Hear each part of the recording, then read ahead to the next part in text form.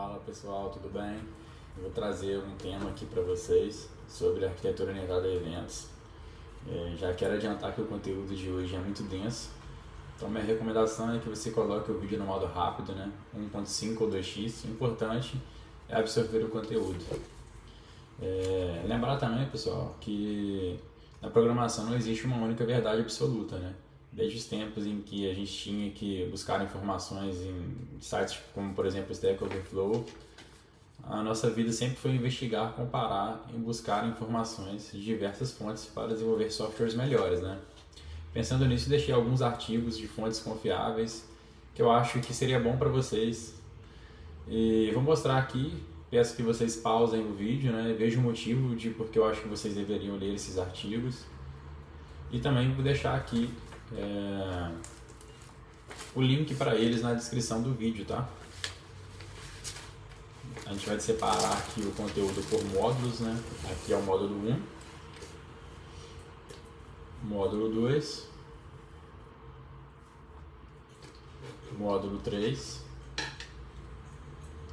módulo 4, módulo 5. E é isso aí, pessoal. Vou começar aqui então, né, pelo módulo 1, que são os fundamentos da arquitetura. A gente vai começar aqui falando sobre o síncrono versus o assíncrono, né? O síncrono é a chamada HTTP normal, que a gente já conhece, que é a troca de informações nela acontece em tempo real. Ou seja, a atenção e o recurso estão presos e bloqueados naquela conexão. Então, se a gente tiver uma dependência de um serviço B e ele cair, o nosso serviço A ele para de funcionar, né? E como que funciona no modo assíncrono? A gente envia uma mensagem, né, e o broker anota e a gente não precisa mais saber o que vai acontecer com ela a partir daí. A gente vai ter um outro microserviço lidando, um worker lidando com essa mensagem e ele vai lidar com ela na velocidade que ele conseguir. Então, para a gente vai ser indiferente se vai ser agora ou daqui a alguns minutos. E o que a gente ganha com isso? O primeiro ponto que a gente ganha é na latência, pessoal. Por quê? Se a gente tem no modo síncrono, se a gente tem 3 serviços, por exemplo, o serviço A, que chama o B, e o B demora 100 ms para responder, o C, 200, e também chamamos um banco de dados que demora 50 ms, a nossa soma vai ser de 350 ms. E isso é um tempo que o usuário vai ter que ficar esperando, né? A gente fazer todo esse processamento para resolver. No assíncrono, se a gente tiver, por exemplo, um upload de arquivos, a gente devolve um HTTP 200 accepted para o usuário e ele não vai precisar de ficar esperando o nosso processamento e a gente vai ter um retorno muito mais fluido de 20 ms. Outro ganho que a gente tem é a vazão natural e o nivelamento de carga. Se a gente tiver, por exemplo, 1000 requisições e a gente por isso precisar de abrir 10.000 conexões, o nosso servidor pode ficar sem memória, podendo até cair. Com as filas, né, no modo assíncrono, os consumers vão processar essas mensagens na forma que ele aguentar. Então a latência ela aumenta, mas o sistema não cai, né, porque ele só vai processar aquilo a partir do tanto que ele conseguir. Ele não vai ser bombardeado com essa informação. E a gente também tem o desacoplamento temporal. Se o serviço B, como exemplo aqui, o serviço de notas fiscais, cair, no síncrono a gente perde a venda.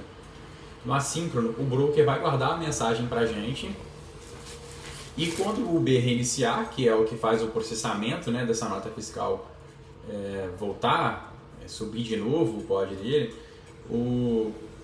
ele vai conseguir finalizar, né, o processamento e o produtor vai continuar funcionando normal, podendo mandar novas requisições e o B, quando ele voltar, ele vai processar essas requisições e está tudo certo, eles não precisam existir ao mesmo tempo, tá?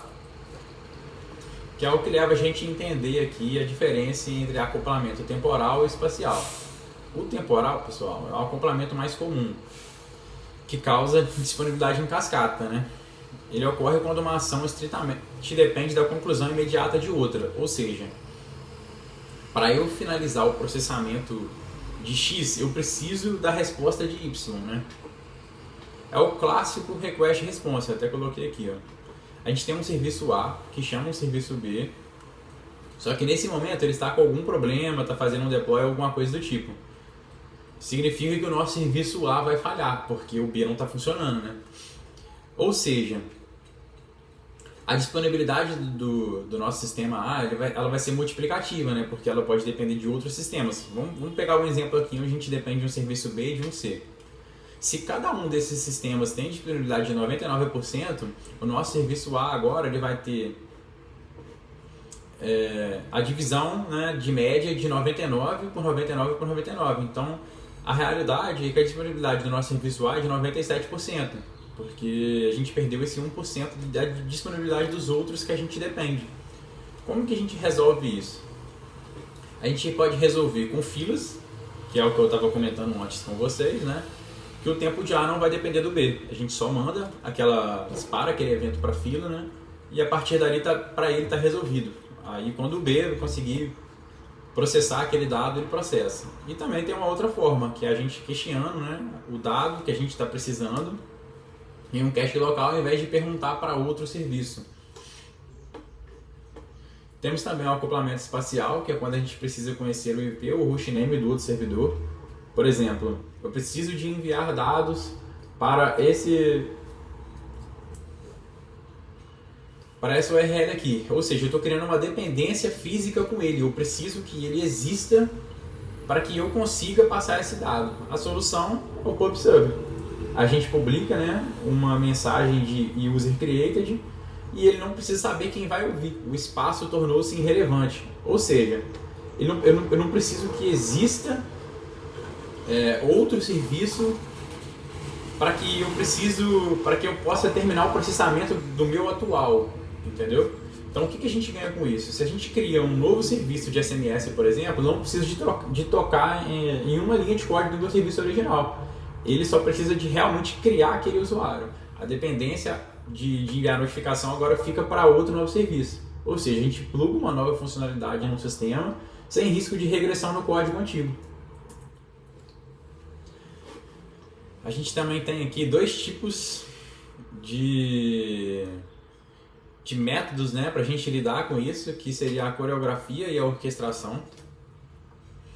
A orquestração é um serviço central, vou usar de exemplo aqui, um serviço de pedidos. Ele chama especificamente outros serviços na ordem correta, aguardando a resposta, decide o próximo passo. Ou seja, vamos supor que eu tenho um pedido, um serviço de pedidos, né? Então eu peço que o serviço C reserve o estoque, o B faça o pagamento e assim por diante. Então o meu orquestrador ele faz o comando de reserva estoque e a partir disso daí a gente vai seguindo esse fluxo que ele vai seguindo uma linha temporal, né? A gente pode fazer isso com ferramentas, também podemos dizer, deixar a lógica dessa orquestração para o nosso servidor, e também temos algumas ferramentas que fazem isso para a gente, que a gente pode utilizar para o nosso desenvolvimento, né? Por exemplo, o AWS Step Functions, ele é muito interessante para isso, depois vocês podem dar uma olhada com mais calma. O que a gente ganha com isso? A gente tem a visibilidade centralizada, a gente sabe cada etapa, né, do fluxo do nosso sistema, tudo que ele precisa fazer para concluir o processamento total dele, e a gente tem um rollback facilitado. Se a gente tiver alguma falha em qualquer etapa desse processamento, é muito mais fácil a gente ir refazendo os passos. Isso aqui falhou, é só eu voltar o anterior, ou, por exemplo, não dar um commit no banco, algo do tipo. Muito mais simples a gente ter um rollback. E o que a gente perde com isso? A gente criou um ponto único de falha, né? Um God Service. Ele basicamente sabe tudo que o sistema faz, tudo está concentrado nele. Se ele cair, por exemplo, acabou. A gente não faz mais nada no nosso sistema parou, né? Nosso produto acabou, praticamente. E a gente tem também a coreografia, né? Que é quando a gente tem vários serviços e a gente emite um evento e os outros serviços reagem àquele evento de alguma forma. Então, por exemplo, se a gente tem um evento de pedido criado e ele foi emitido pelo serviço A, os serviços B e o C assinam esse evento quando eles acham que seja necessário. Por exemplo, Se eu tenho um evento de pedido criado, meus outros sistemas podem reagir a esse fato. Eu posso ter um sistema de notificação que ele reage ao pedido criado e envia, fulano, seu pedido foi criado, manda um e-mail para a pessoa, um SMS ou algo do tipo. As ferramentas que a gente utiliza para isso a gente pode utilizar Kafka, Rabbit, SNS ou SQS. O que a gente ganha com isso? Um desacoplamento, né? Porque agora a gente tem responsabilidades bem divididas entre os nossos sistemas. A gente pode ter um de notificação, um que realmente cria o pedido, um que faz o pagamento. A gente ganha performance porque tudo fica mais fluido, né? Já que os nossos processamentos são menores e não são em tempo real, a gente ganha muito em performance. A gente ganha independência dos times também, porque agora a gente pode dividir o nosso time em várias squads, né? E uma squad não precisa saber qual que é o funcionamento do sistema da outra. E o que a gente perde com isso? A gente perde em observabilidade, né?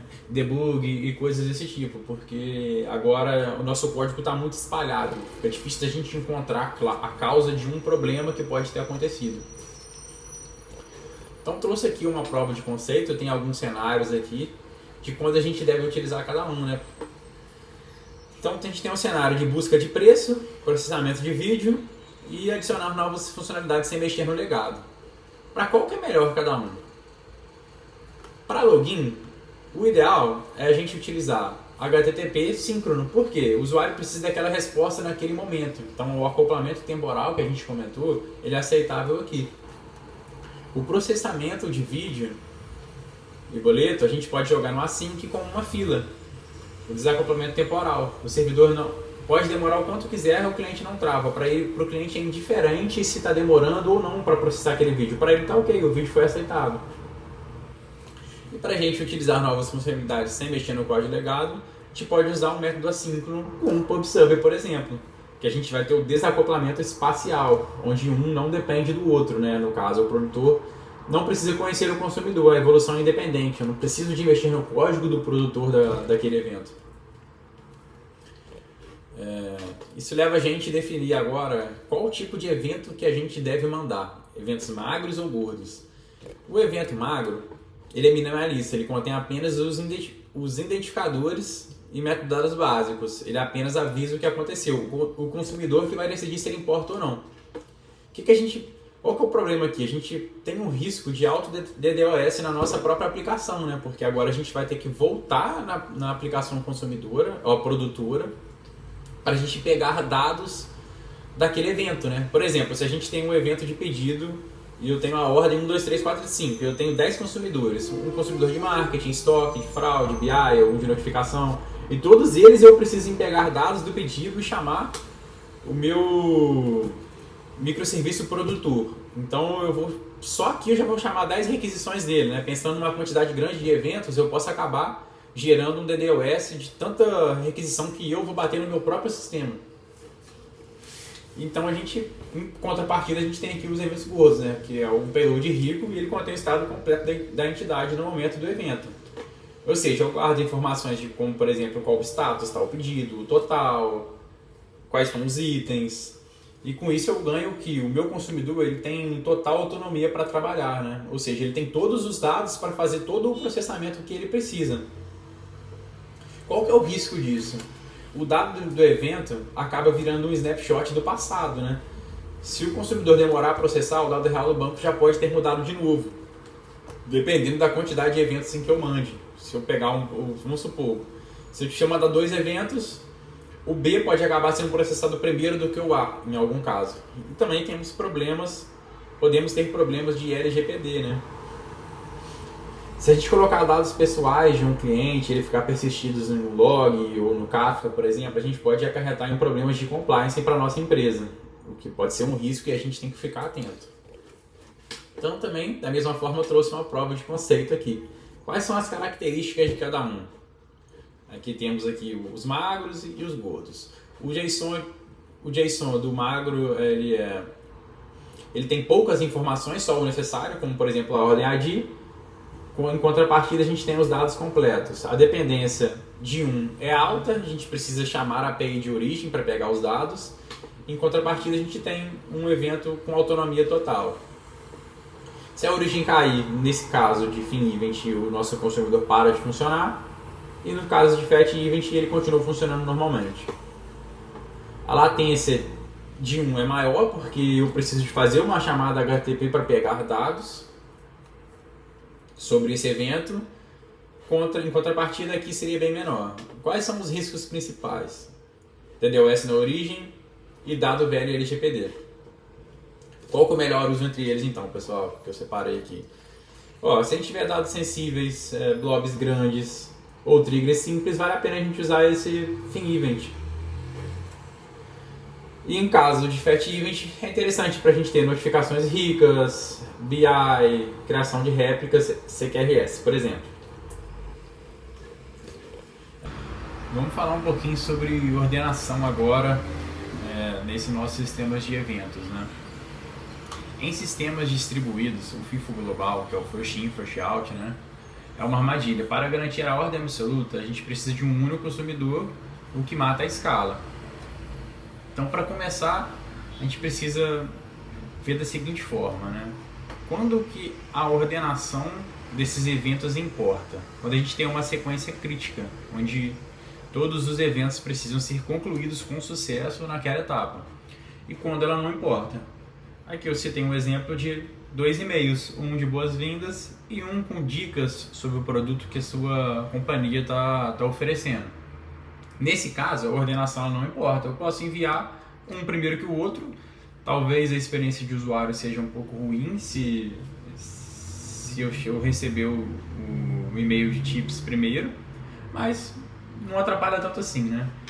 E tem um caso aqui de exemplo que eu vou mostrar para vocês, onde a sequência importa. Nesse caso, a gente garante a ordem apenas aonde ela importa, né? Por exemplo, uma conta bancária. Então o que a gente faz? Todas as mensagens de João vão para a mesma partição, né? Do Kafka, por exemplo, e são processadas na ordem, e as de Maria podem ser processadas em outro processo, né? Então a gente pode escalar horizontalmente, né? Imagina que a gente tem 2 servidores, né? Um servidor aqui. Eu mando todas as mensagens de João em ordem para esse servidor, e o de Maria pode ir para esse sem problema, na mesma ordem. Então como que a gente funciona? A gente cria aqui, a gente passa uma partition key, né? Que seria, por exemplo, o account ID do João, e nele a gente envia as mensagens e ordenando na ordem que ela chega. Então chega a mensagem 1, a mensagem 2, a mensagem 3, e o de Maria vai para outra partição, mensagem 1, mensagem 2, todos na ordem, né? E qual que é o preço da ordem? A gente acabou enfrentando outro problema, né? O processamento não pode falhar. Imagine que a mensagem 2 de João falhe. A gente vai bloquear toda a partição. Por quê?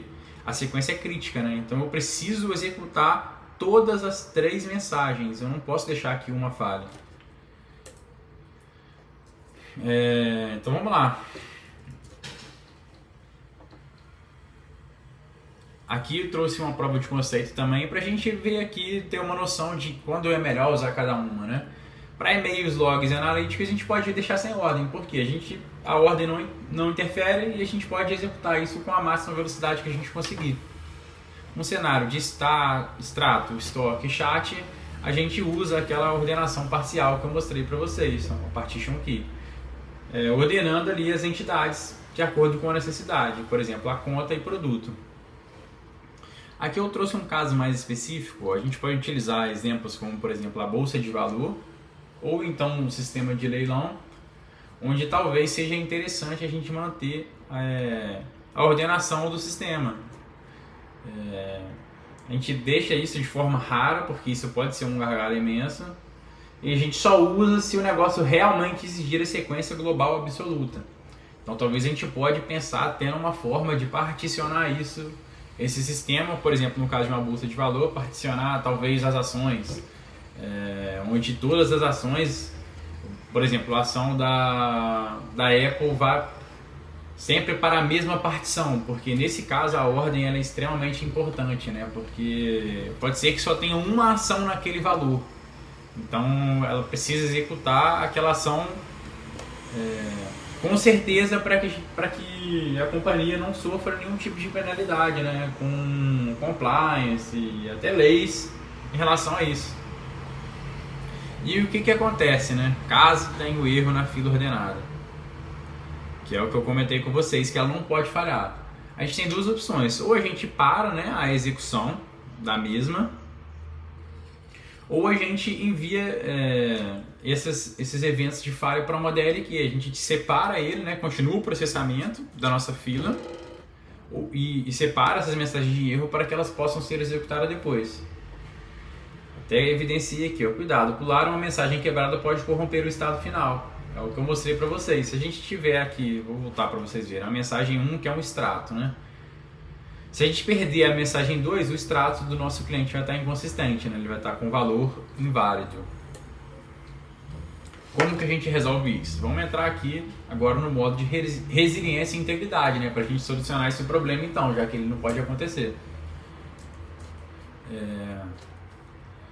Aqui a gente tem 3 formas de semântica de entrega, que é o at most once, que é o fire and forget, né? Que seria disparo o evento e esqueço que ele existiu, a mensagem chega ou se perde, mas ela não se duplica, né?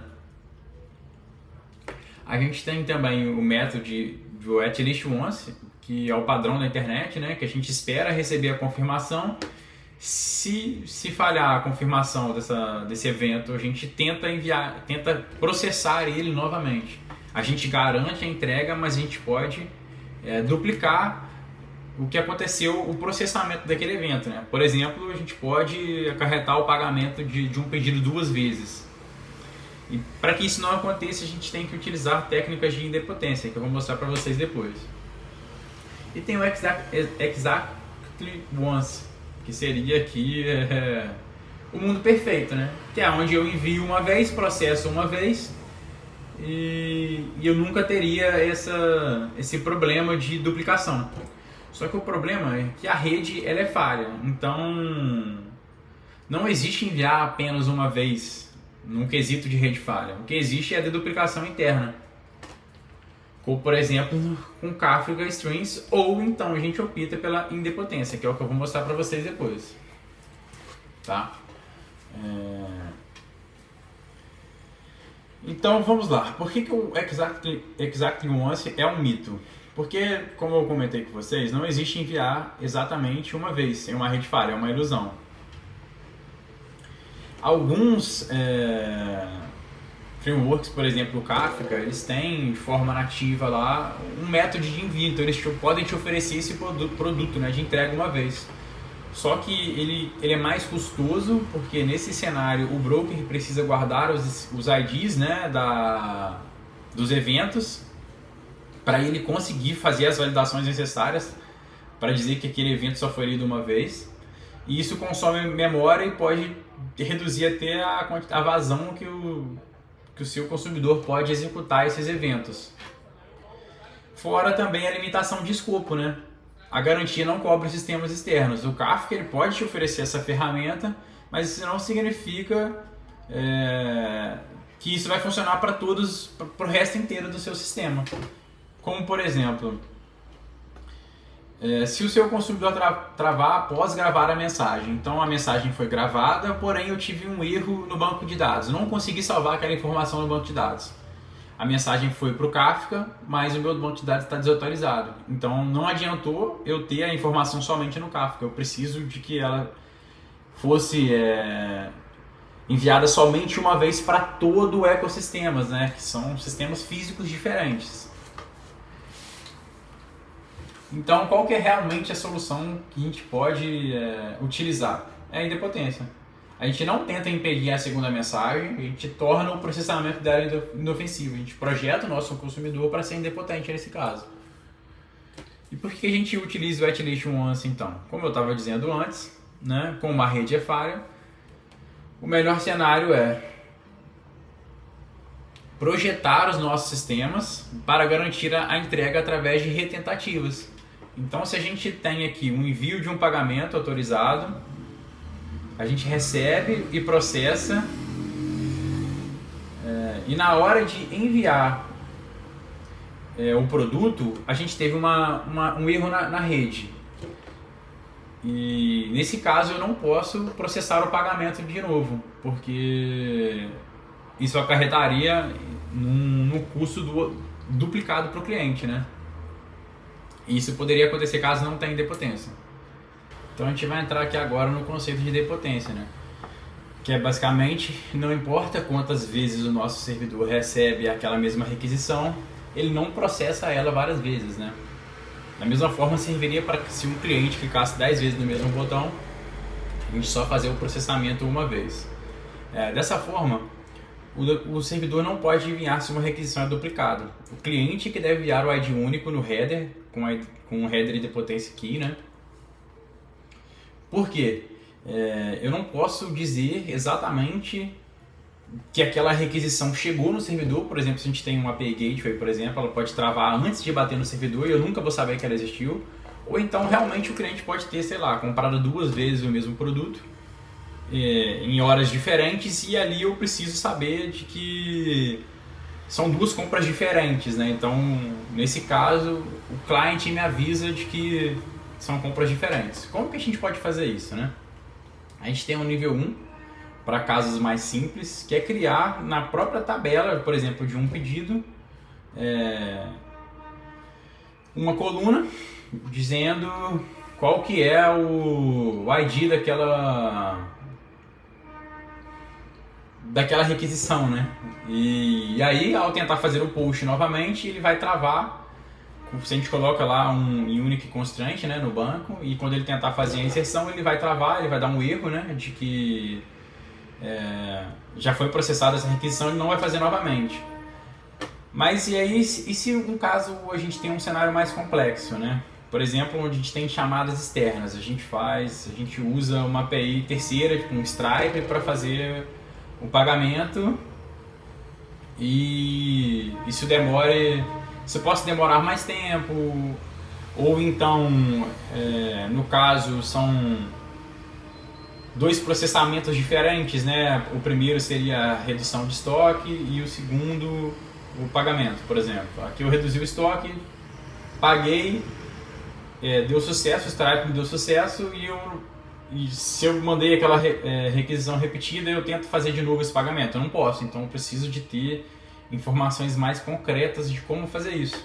E a forma seria a gente criar uma tabela sobre a jornada de idempotência, né, que a gente está utilizando com a key, e a gente coloca em qual status que ela está. Então, por exemplo, a gente está no status de processando.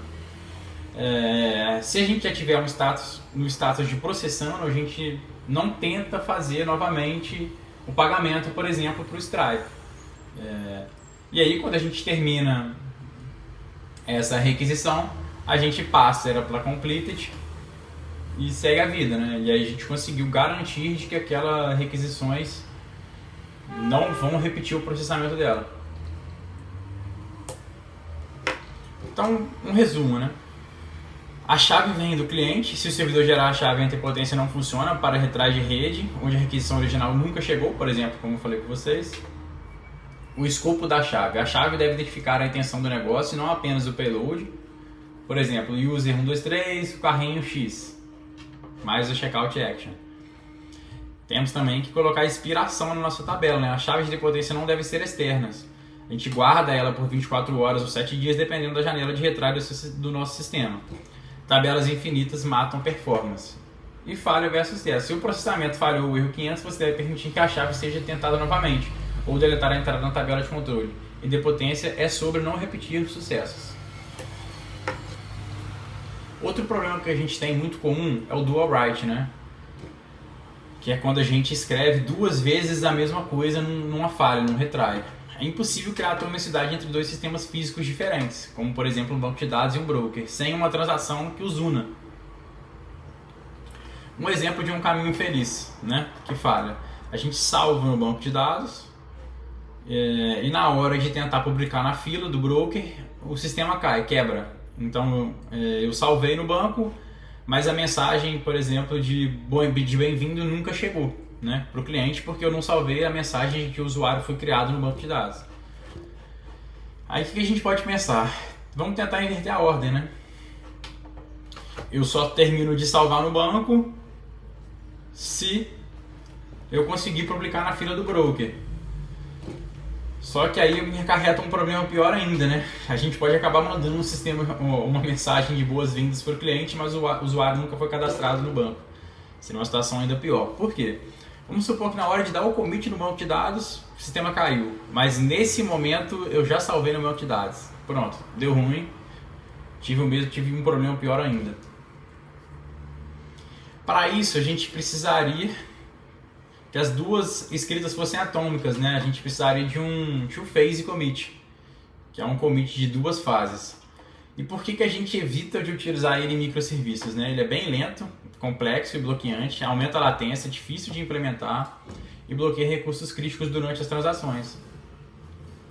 A gente tem suporte limitado nas ferramentas, né? A maioria dos brokers, como por exemplo o Kafka e alguns bancos de dados, não suportam nativamente de forma performática. E ele acaba se tornando também um ponto único de falha. Então como que a gente resolve? A gente utiliza o Outbox Pattern, onde a sacada do Outbox Pattern é de admitir a derrota temporária, né? Qual que é o conceito? A gente cria uma caixa de saída dentro da camada mais segura do nosso sistema, que no caso seria o banco de dados, né? E a mensagem ela não é enviada para o mundo, ela é apenas persistida com uma intenção de envio da transação que altera o negócio, né? Então, eu vou ter vou criar lá, né, essa tabela como exemplo, onde ela vai ter o ID, o tipo da agregação, o ID da agregação, qual que é o payload que a gente vai mandar o evento.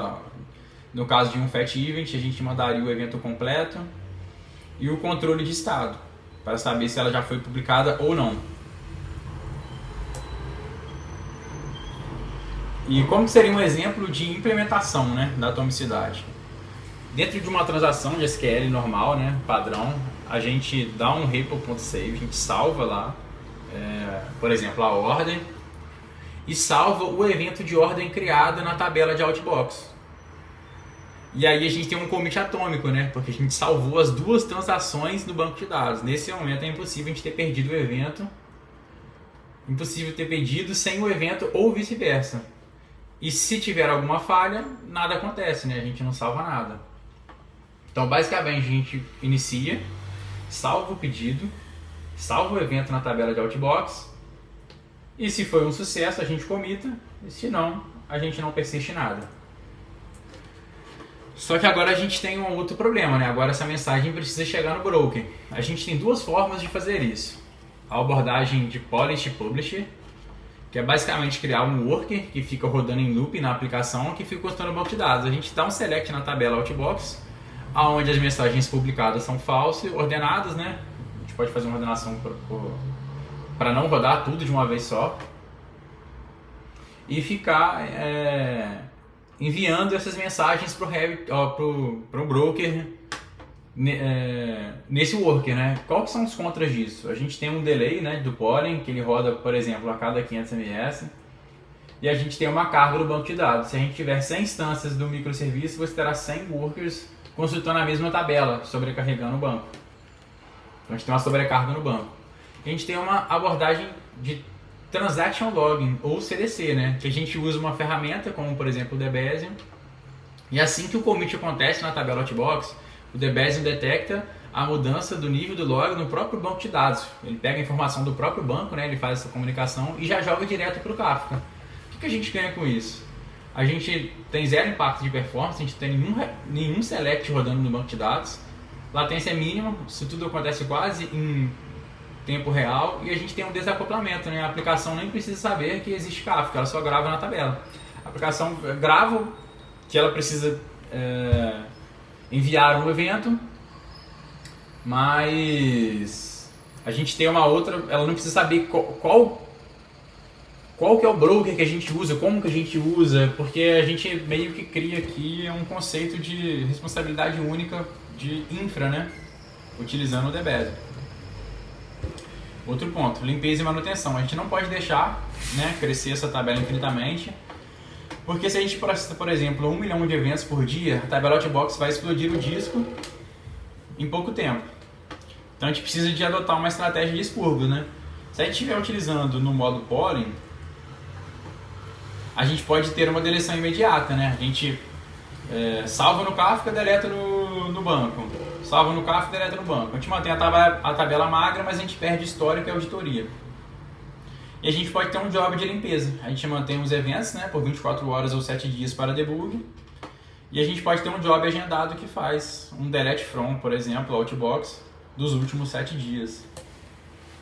Vou falar um pouquinho também sobre sagas e compensação, né? Como que a gente vai lidar com as falhas de negócio, já que agora o nosso sistema está distribuído. Aqui a gente perdeu, né, o recurso de DB rollback, né?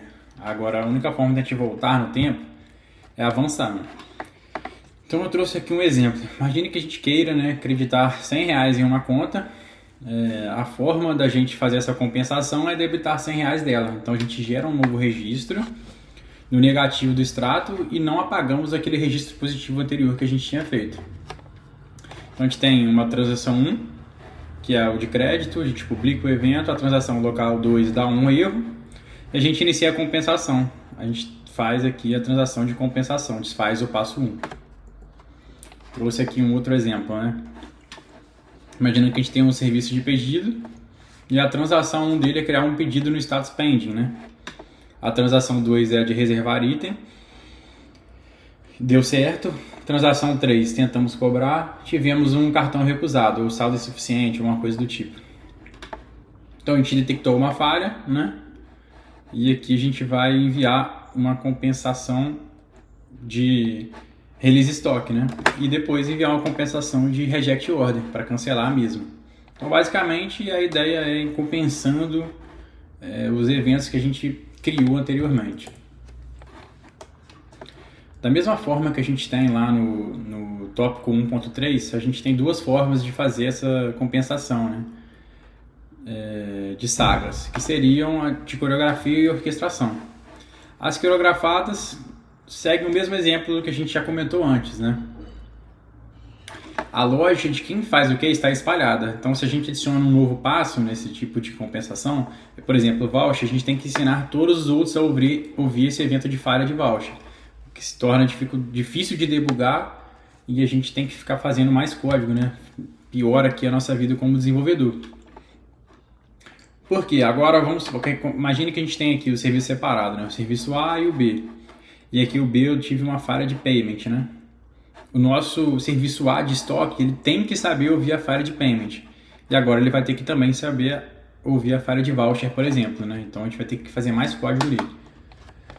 E a gente também tem as sagas orquestradas, que da mesma forma que funciona lá no passo 1.3 que eu mostrei para vocês, a gente tem um orquestrador central, a gente pode utilizar também uma ferramenta como, por exemplo, o AWS Step Functions, né? E o orquestrador olha para o log de execução e vê que o estoque foi um sucesso e chama explicitamente estoque.desfazer reserva. E aí pronto, daí a gente pode ir fazendo a orquestração, né, dessas falhas, né, no serviço A, B e C, como se fosse uma pipeline mesmo, muito mais simples de entender. Em sagas a gente não tem isolamento, né, o I do ACID, né. Como que funciona isso? A gente tem uma saga em andamento, né, por exemplo, e nessa a gente tem que reservar o estoque, né. Então a gente tem um estoque com o status reserve pending, e se o outro cliente, um cliente B, tentar comprar, ele acha que aquele estoque está esgotado, né? Só que na verdade não significa que a nossa transação 1 funcionou, do primeiro cliente funcionou, então a gente pode perder uma venda por causa disso.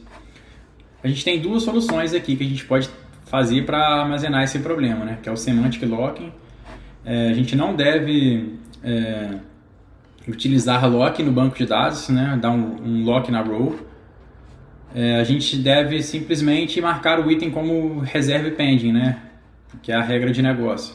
Permitir comprar apenas se o backorder ou mostrar em processamento. É uma forma da gente mostrar isso para o cliente, né? E a solução B, pivotal transaction, né? Que é deixar o passo com maior chance de falha, por exemplo, o pagamento primeiro. isso evita travar recursos caros, por exemplo, o estoque desnecessariamente. Ou seja, se eu nem conseguir fazer o pagamento, eu nem reduzo o estoque daquele item, né? E aqui um conselho final, né, pessoal? A gente só usa saga se não puder evitar. Redesenhar para uma única transação ACID é frequentemente mais inteligente. Agora vamos para o módulo 3, né? Que é o verso das ferramentas aí. Só para vocês entenderem, o RabbitMQ é uma fila, né? E o Kafka é um log, uma string de logs.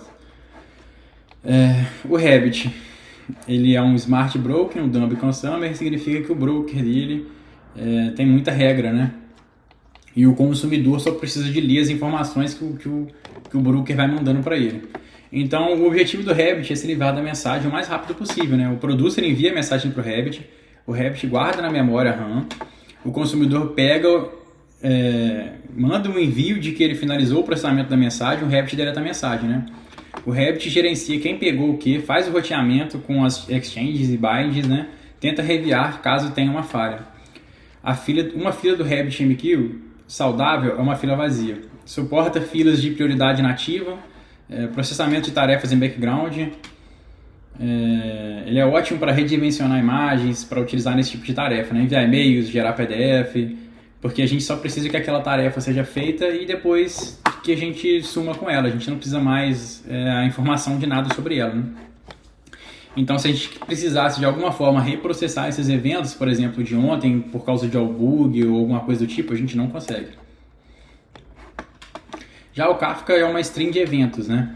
É um dumb broker e o consumidor dele tem que ser inteligente. O objetivo do Kafka é armazenar histórico, né? O producer envia, o Kafka grava no disco de forma sequencial e a mensagem fica lá por 7 dias. E quem que deleta as mensagens do Kafka? Ninguém deleta, né? As mensagens individuais. Elas expiram por idade ou por tamanho de log.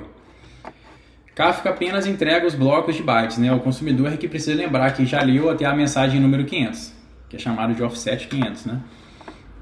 Um tópico Kafka sempre tem dado. Ter milhões de mensagens lá não é sinal de problema. É o design mesmo da ferramenta. Então eu trouxe aqui, né, uma prova de conceito, né, de um Smart Broker versus o Dumb Broker, né, que é quando que a gente deveria utilizar cada um. Então aqui no caso, se a resposta for sim, a gente considera utilizar o que está escrito aqui na coluna do meio. Então, primeira pergunta. Eu preciso rotear mensagens baseadas em regras complexas, como por exemplo headers ou patterns? Seria bacana nesse caso utilizar o RabbitMQ, porque as exchanges fazem isso de graça e no Kafka a gente teria que codar isso, né? Eu preciso reprocessar os dados caso meu código tenha um bug? Kafka. A retenção de log permite replay. O RabbitMQ deleta após o consumo, como a gente viu isso no slide anterior. A ordem estrita dos eventos é crítica? A gente utilizaria também o Kafka, porque ele garante a ordenação por partição, como a gente viu antes nos módulos anteriores. O RabbitMQ perde a garantia de ordem se houver a confirmação de finalização do processo ou de algum require que pode ter acontecido. Meus consumidores são lentos e volume baixo. O volume é baixo ou médio? A gente utiliza nesse caso o RabbitMQ, porque ele garante o controle de fluxo e a backpressure do Rabbit também é mais amigável, né, para consumidores mais lentos. E eu preciso de string e processing, janelas de tempo, agregações, joins, a gente utiliza também o Kafka. Porque é exatamente para isso que o ecossistema do Kafka foi feito. Vamos falar um pouquinho sobre a anatomia do Rabbit agora. O producer, né, envia a mensagem para a exchange, é feito o bind e depois ele salva essas informações na queue, que é onde a mensagem fica esperando, né? E aí o consumer, ela faz o envio depois da fila direto para o consumer. Então o producer tem o papel de empacotar os dados, né? O payload vai ser feito vai ser salvo no Rabbit, né? E anexa ali com uma routing key, por exemplo, pedido criado. A exchange recebe a mensagem e decide o que fazer com ela, né? Ela consulta a routing key e as tabelas de regras, né? A gente tem 4 tipos principais. O direct, né? Que é a entrega exata. Que erro vai para a fila de erro. Fanout, ignora a chave, envia para todas as filas, né? O topic, que padrões com wildcards, né? Por exemplo, aqui app.log.erro combina com tudo sobre log. E headers, né? Roteamento baseado em metadados do cabeçalho. O bind é a configuração que conecta Exchange a uma fila, né? Exchange, tudo com a chave pedido vai ser enviado para a fila A. Podemos ter múltiplos binds, uma mensagem pode ser copiada para múltiplas filas também. As queues, que como eu disse, é onde a mensagem fica armazenada fisicamente, né? Na memória ou no disco. O buffer, a fila aguarda pacientemente até que um consumidor esteja livre. Se a fila A não sabe que a B existe, cada uma tem sua própria cópia da mensagem, se o roteamento for fanout ou topic. E o consumer, que se conecta diretamente a uma fila, né? Ele não sabe de onde a mensagem veio, qual o produtor ou qual exchange que enviou aquela mensagem, né? Exemplo, né? Adicionando um recibo por e-mail. O negócio pede um e-mail de um recibo com RabbitMQ, você não troca com o producer, né? Você cria uma nova fila, a fila de e-mail, cria um novo bind na Exchange, né? Copia pedidos para a fila de e-mail. O sistema duplica a mensagem para os dois destinos, né? É o Open Closed Principle aplicado à infraestrutura. E agora sobre a anatomia do Kafka, né? Que são tópicos, partições e offsets. O tópico é a abstração da lógica, é a unidade da organização mais alta, né? É como uma tabela no banco de dados. A função é categorizar as mensagens, como por exemplo, ordens criadas e user.logs. O tópico é apenas um nome lógico. As partições é as fatiações do tópico, né? A gente pode ter a partição 0, 1, 2 e assim por diante. E por que a gente particionar? Ao quebrar o tópico em partições, o Kafka pode distribuir, colocar a partição 0 no servidor A, a partição 1 no servidor B e assim por diante. Permite também a gente paralelizar, né? Permitir que muitos produtores escrevam e múltiplos consumidores leiam ao mesmo tempo em máquinas diferentes. E a garantia de ordem só existe dentro de uma partição, né? O Kafka não garante a ordem global do tópico. Você pode mandar a mensagem A para a partição 0 e a mensagem B para a partição 1, e o consumidor pode ler a B antes da A.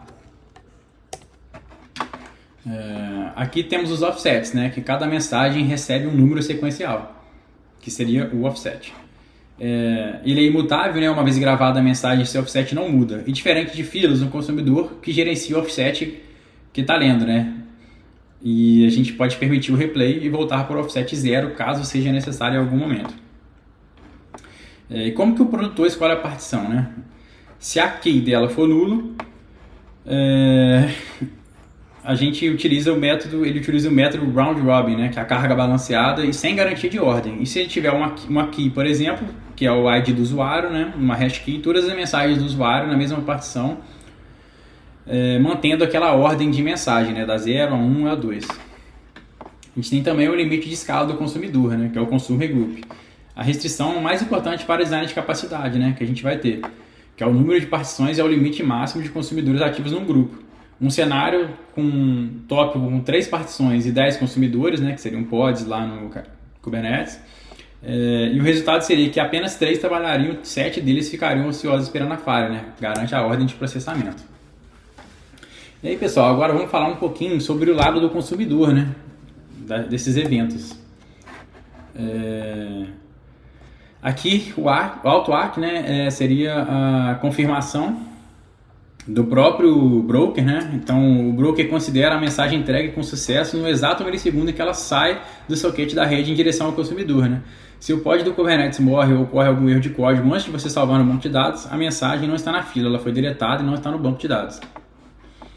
A técnica da confirmação manual, né? De processamento manual. A gente vai inverter a responsabilidade, né? O broker só vai ter permissão para deletar a mensagem quando a aplicação dizer explicitamente que terminou de salvar aquela informação e que o broker pode apagar. Então, se a conexão TCP cair sem essa confirmação, o broker percebe e entende que o consumidor morreu e devolve a mensagem para a fila, que é o requeue. E aqui um exemplo de implementação, né? Basicamente, aqui imaginando aqui o terceiro, né? Argumento dessa função aqui seria o auto-ACK, né? Que a gente deixa ele como falso para ele ficar desligado, né? E aqui é o processamento, né? A gente processa a ordem passando a informação que veio lá do corpo. E se tiver falha, a gente dá um requeue true. Se não, a gente diz para o broker que a gente já finalizou aquele processamento. E no Kafka, né, a gente tem outro tipo de mecanismo, né? Aqui a gente só deve confirmar só deve comitar aquele offset que é dizer que a gente leu até aqui, né, após o processamento com sucesso. Então ele vai processando na fila e é aquela mesma coisa, né? Se a gente falhar aqui no 11º, a gente tem que reprocessar todas as mensagens que estavam na fila, né? E a solução para isso é aquilo que a gente viu no módulo 2.2, né? Que seria a idempotência. Opções de tratamento de erro, né? Você confirma o recebimento mesmo com erro. A gente tem opção de tentar dar um requiem, né, na mensagem e repetir o processamento dela e repetir e com requiem false, né? A gente pode descartar aquela mensagem, jogar ela fora, ou então a gente pode salvar numa DLQ. Vamos falar um pouquinho sobre prefetch, né? Qual que é o problema da sobrecarga, né? Que a gente pode ter um problema de out of memory no nosso sistema. Que muitos serviços caem porque a taxa de entrada é maior que a de saída, né?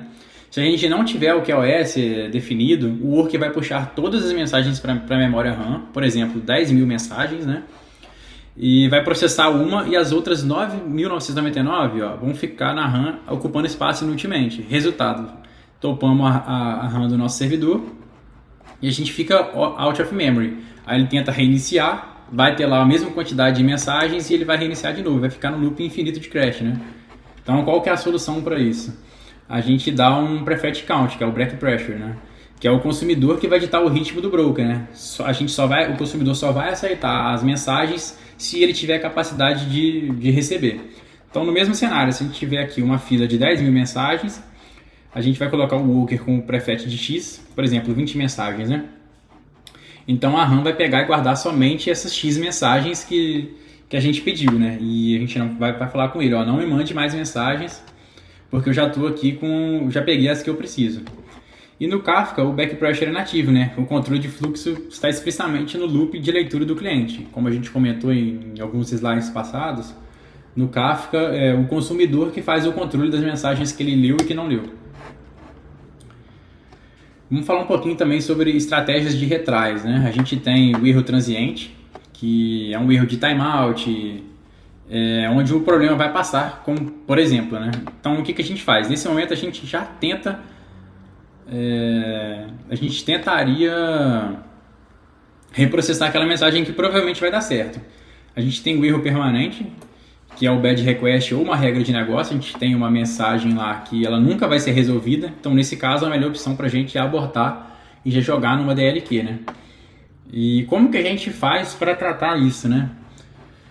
O ideal é a gente esperar exponencialmente, né, esses retries. A gente deu falha, a gente tenta daqui a 2 segundos, daqui a 4, daqui a 8.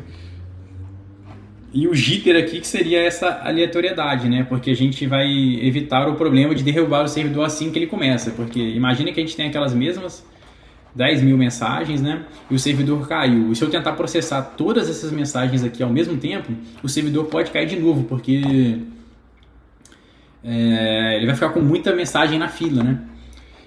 Então a gente coloca essas aleatoriedades junto para que a gente diminua a quantidade de processamento de mensagem que vai vir ao mesmo tempo, que é o caso do jitter, né? Até coloquei aqui, ele é como um ingrediente secreto, né? Que ele é basicamente, a gente tem 1.000 requisições, o servidor cai porque a gente tem 1.000 clientes acessando ele simultaneamente. Às meio-dia e 2, o nosso servidor volta, tenta processar aquelas mesmas 1.000 requisições e ele cai de novo. Isso porque todos aplicam o back-office exponencial em sistemas exatos, né, de 2 em 2 segundos. Aí esse pico derruba o sistema. Que é aí que a gente pode entrar com o jitter, né, que a gente dá aquela achatada na curva. Que basicamente segue esse fluxo aqui, ó. Que seria a gente colocar esses 2 segundos mais um valor random, né, de MS, por exemplo, 0,100. Que é basicamente o cliente A vai esperar 2.1, o B vai esperar 2.5, esse aqui, o cliente C, espera 2.05 e assim por diante. O pico de tráfego é achatado ao longo do tempo e com aleatoriedade. Isso significa que o servidor vai responder aquela quantidade de carga de forma mais tranquila. E o retry basicamente é tentar salvar uma requisição específica que falhou. E a gente pode também ter um circuit breaker, né? Que seria, ele agiria como um disjuntor, né? Ele percebe que muitas daquelas requisições estão falhando e corta a conexão para todo mundo, né? A fim de impedir que aconteça aquela quantidade de retrais e o nosso sistema caia de uma forma abrupta, assim. Então vamos lá para o resumo do módulo. A gente vai analisar o erro. Se a gente viu que é um erro de 400, né? Um erro de cliente, a gente provavelmente não vai ter como processar aquela mensagem, então a gente desiste. Foi um erro de servidor, timeout ou alguma coisa do tipo? Tenta fazer o retry. Limite de tentativas, a gente nunca tenta para sempre, né? A gente define máximo de retries de 3 ou 5, por exemplo. A gente usa o exponencial backoffice, que é para não voltar, né? No mesmo tempo que o servidor voltar. E, se possível, adicionar o jitter para espalhar essa carga aí. Falhou tudo, a gente joga na dead letter Kiwi, que é a DLQ, e alerta o time, né? A gente não perde o dado, mas também não tenta ficar processando e ficar travando a fila com aquela mensagem suja. Vamos entrar aqui um pouquinho no conceito de DLQ agora, né? Que basicamente para evitar um loop infinito de falha, a gente configura uma fila que após X tentativas, por exemplo, 5 retries, é um valor comum para isso, a mensagem seja movida para uma DLQ, né? Que é a fila principal desbloqueada, não fica com aquela mensagem impedindo o tráfego das outras mensagens, né? Aí o problema fica isolado para a gente fazer uma análise manual depois. Qual que é a estratégia de implementação, né? Preservação de contexto. No RabbitMQ, ele já faz isso nativamente, né? Com os headers de XDEF, né? No Kafka, a gente pode implementar na aplicação. Ao publicar na DLQ, a gente envolve a mensagem original em um envelope, né?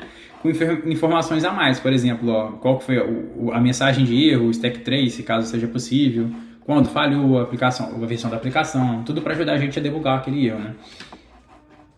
E também temos que ficar atento para monitoria e alerta, né? A DLQ nunca deve ter mensagens. Então, se ela tem uma mensagem, um alerta já deve ser disparado para a gente solucionar aquele problema. E aí que você tem que ter um alinhamento muito importante com o seu time, porque essa mensagem que está presa na DLQ, ela pode ser, por exemplo, um pedido de 5 mil que falhou, né? A gente não quer perder essa venda. Então, a gente tem que definir ali com o time como que a gente faz para lidar com esses problemas da melhor forma possível. Então aqui a gente tem o ciclo de vida operacional, que a gente recebeu, por exemplo, um alerta. Agora a gente está com 50 mensagens na DLQ. Qual que é o próximo passo? A gente tem o cenário 1, que é o bug de código. A gente corrige e dá um replay, né? Descobre a falha no código, corrige o bug, faz um deploy da nova versão. A gente usa ferramentas de Shovel, né? Que era para mover a mensagem da DLQ para a fila principal e reprocessar aquelas mensagens com sucesso. A gente tem o cenário 2, que é um dado tóxico, né? Uma mensagem inválida, um JSON vazio ou alguma coisa do tipo. A gente confirma isso, deleta manualmente da DLQ. E o cenário 3, né? Falha de dependência longa. Que é, por exemplo, aconteceu, o serviço fora está fora, né? Então não é um bug que a gente pode resolver, mas se a gente reprocessar, agora também não adianta. A gente aguarda o retorno, né? E assim que voltar, a gente faz um replay gradual, né? Para não derrubar o parceiro também. E para isso a gente tem que utilizar ferramentas, né? A gente ter ferramentas ou scripts prontos é super importante para a gente facilitar, né, a resolução desses problemas o mais rápido possível, né? No RabbitMQ a gente tem o plugin Shovel, ou então a gente pode ter aqui a UI de admin, né, lá do broker para fazer a movimentação dessas filas.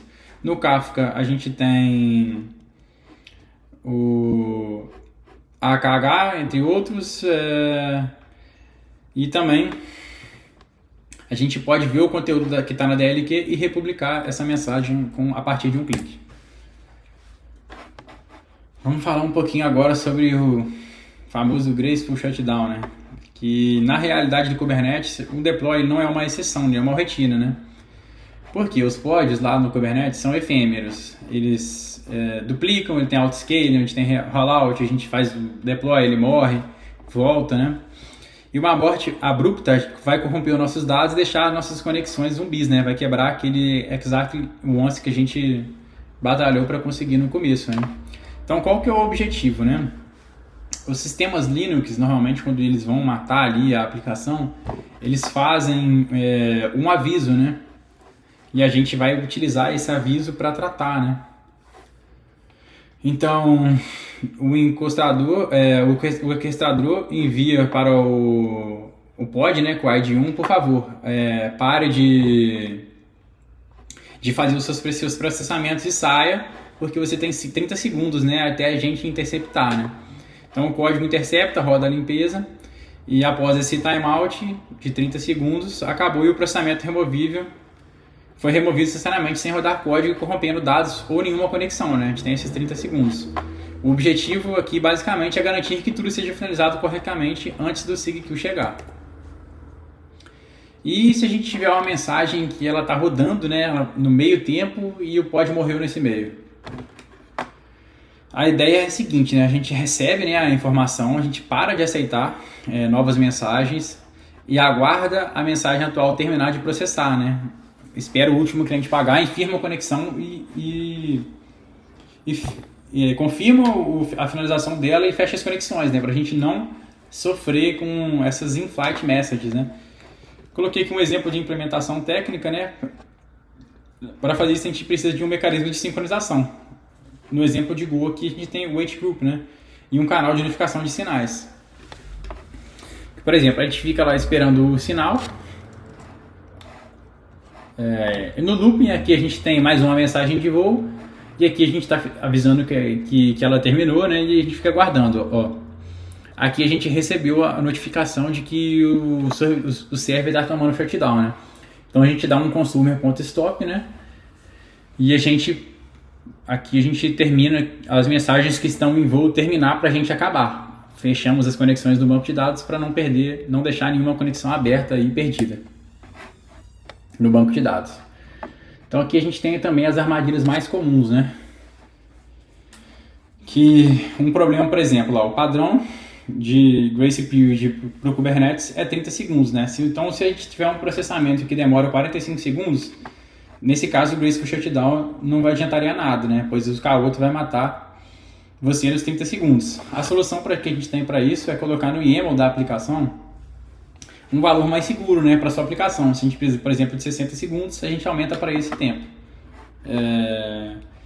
Então, e se a gente tem uma API, por exemplo, o load balance pode continuar mandando mensagem, mandando algumas requests, né, mesmo após ter recebido a mensagem de morte, né? Nesse caso, a gente pode usar algumas bibliotecas que suportem o server shutdown, né? Que aí, nesse caso, o servidor HTTP para de aceitar novas conexões, mas mantém as que estão abertas até elas terminarem. E também não podemos nos esquecer da idempotência, né? Que mesmo com o Graceful Shutdown, né, a gente mandando o ACK pode falhar no último milissegundo, né, por algum motivo, né. E se a gente tiver a idempotência em dia, a gente reduz, né, a duplicidade em 99% e a idempotência cobre o restante, né. Então aqui também vamos falar do último módulo aqui, que é o módulo de operação e manutenção. E versionamento de contratos, né, Schema Evolution. A lei de Postel. A gente deve ser conservador no que envia e liberal no que você aceita, né? Então, no caso, o produto deve ser conservador, né? Ele só envia dados que seguem estritamente o esquema combinado e ele tenta não enviar nulo, né?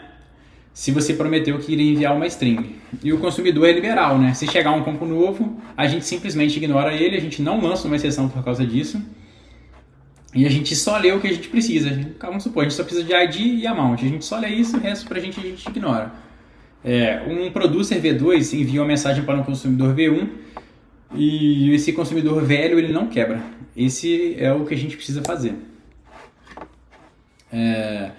E o que é seguro e o que não é seguro, né? As non-break changes, a gente pode adicionar um campo novo, o consumidor velho ignora e algum novo pode utilizar, né? Adicionar um valor novo no enum. Se o consumer tiver um default no switch case, né, ele continua funcionando normal, não vai afetar a vida dele.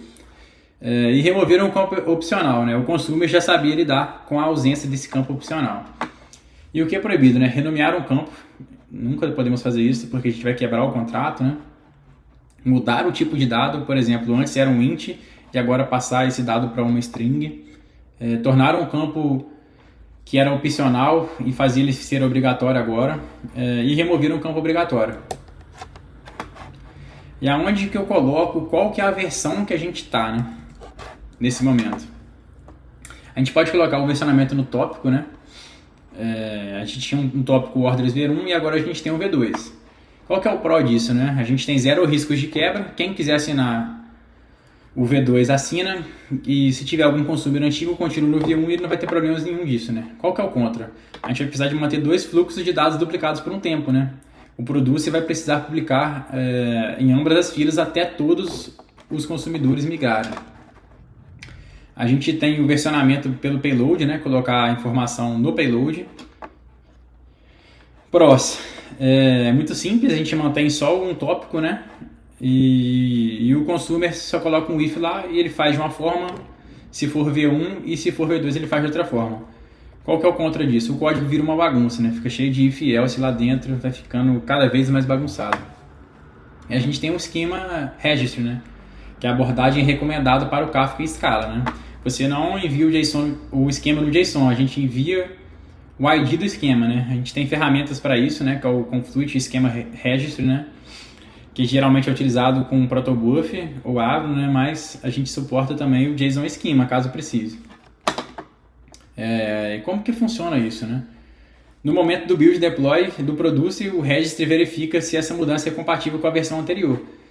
Se você tentou renomear um campo obrigatório, o build falha, né? Então o registry age como se fosse um guarda que impede deploys que quebrariam o seu sistema, né? E aqui a gente tem um comparativo, né? JSON versus o protobuf, né? O JSON é esquema-less, né? É um esquema implícito. É fácil de ler, mas é mais perigoso. O controle é mais verbal nesse caso, né? Então, se eu mudar um campo, o compilador não me avisa nada. O erro só explode e vida que segue. A gente tem que resolver. E o protobuf são binários e exigem esquema estrito, né?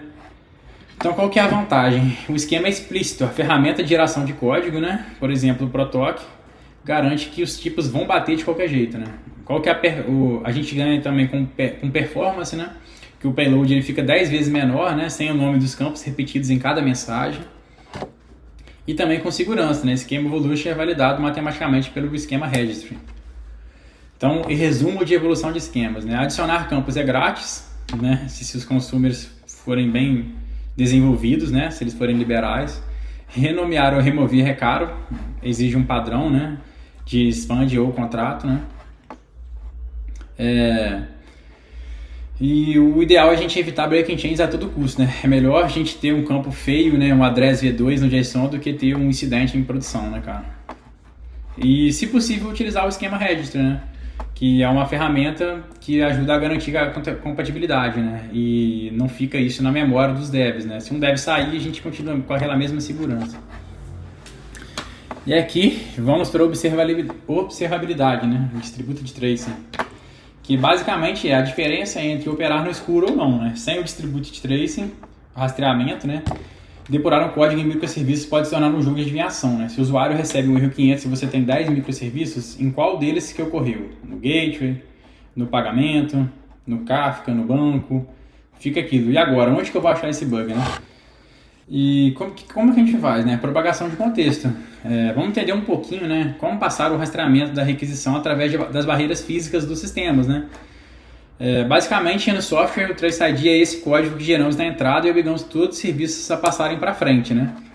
O passo 1 é iniciar diretamente na HTTP request, né? O cliente chama o post, né? Checkout, o load balance ou o primeiro microserviço já gera esse trace e vai passando ele para frente, né? Um passo 2 aqui, o producer, né? O producer deve pegar o TraceID do contexto HTTP atual e injetá-lo nos headers da mensagem do Kafka. E o consumidor, antes de processar a lógica de negócio, o framework de tracing lê os headers da mensagem do Kafka e ele cria um novo spam field, né? Worker Processing, que vinculado ao trace original, que veio lá do load balance, né? Ou gateway, alguma coisa do tipo. E aqui a gente vai ter logs relacionados, né?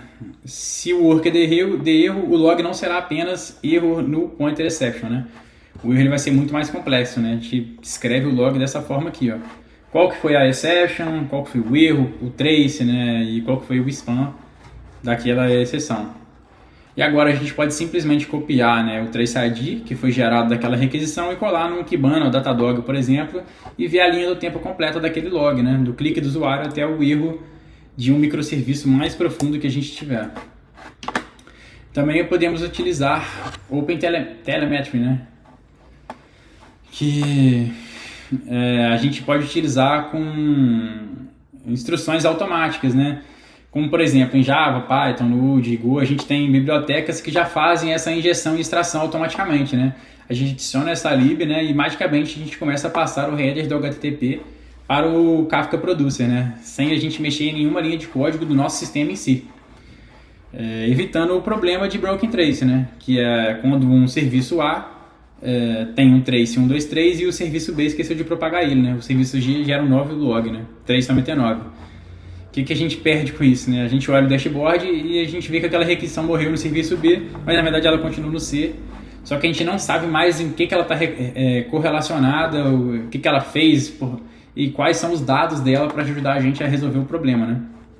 Então a nossa solução é usar miders e interceptores globais, né, nos nossos frameworks, que é para garantir com certeza essa distribuição dos logs, né? Então, como o resumo, né, de Distributed Trace e observabilidade o traceability ele é obrigatório, a gente nunca pode esquecer de passar ele para frente. Ele nasce lá no gateway e morre no último fio, no último commit do banco de dados, ele tem que passar por toda nessa requisição. Não podemos esquecer de usar headers, né? A gente não suja o payload com IDs, né, de infraestrutura, né? Isso tem mais a ver com infra, né? Então a gente já sabe que as ferramentas como o Kafka e o Rabbit suportam esses headers, então a gente deve utilizar eles. E basicamente que logs sem trace são um lixo, né? A gente não faz a menor ideia de onde aconteceu, quais os dados relacionados àquela requisição, fica muito mais difícil da gente debugar e encontrar o problema que a gente tem, né? Então a gente configura o nosso append logger para incluir automaticamente o trace ID em cada linha de código de log do nosso JSON, né? E também, se possível, adotar o OpenTelemetry, que é um padrão da indústria, né, para facilitar a gente cada vez mais a melhorar o nosso desenvolvimento e os nossos sistemas também. Então é isso, pessoal. Concluímos aqui, né, percorremos aí por todo o caminho, né, de uma arquitetura distribuída, né, resiliente. Espero que você tenha gostado. Deixe um like aí, um comentário e valeu, até a próxima.